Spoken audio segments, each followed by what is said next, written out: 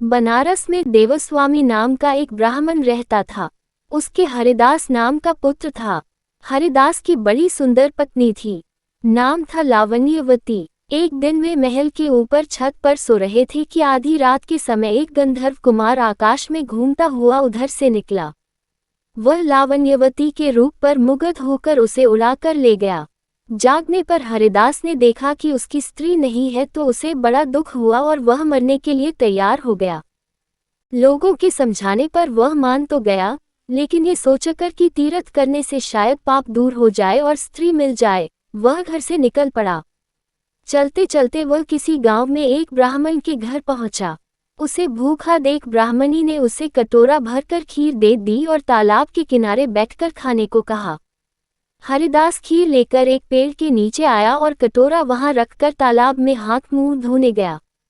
इसी बीच एक बाज किसी सांप को लेकर उसी पेड़ पर आ बैठा और जब वह उसे खाने लगा तो सांप के मुंह से जहर टपककर कटोरे में गिर गया।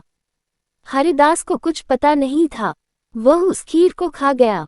जहर का असर होने पर वह तड़पने लगा और दौड़ा दौड़ा ब्राह्मणी के पास आकर बोला, तूने मुझे जहर दे दिया है। इतना कहने के बाद हरिदास मर गया। पति ने ये देखा तो ब्राह्मणी को ब्रह्मघातिनी कहकर घर से निकाल दिया। इतना कहकर बेताल बोला, राजन, बताओ कि सांप, बाज और ब्राह्मणी इन तीनों में अपराधी कौन है? राजा ने कहा, कोई नहीं। सांप तो इसलिए नहीं क्योंकि वह शत्रु के वश में था। बाज इसलिए नहीं कि वह भूखा था, जो उसे मिल गया उसी को वह खाने लगा। ब्राह्मणी इसलिए नहीं कि उसने अपना धर्म समझकर उसे खीर दी थी और अच्छी दी थी। जो इन तीनों में से किसी को दोषी कहेगा वह स्वयं दोषी होगा। इसलिए अपराधी ब्राह्मणी का पति था जिसने बिना विचारे ब्राह्मणी को घर से निकाल दिया।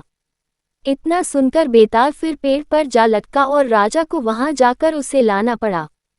बेताल ने चलते चलते नई कहानी सुनाई।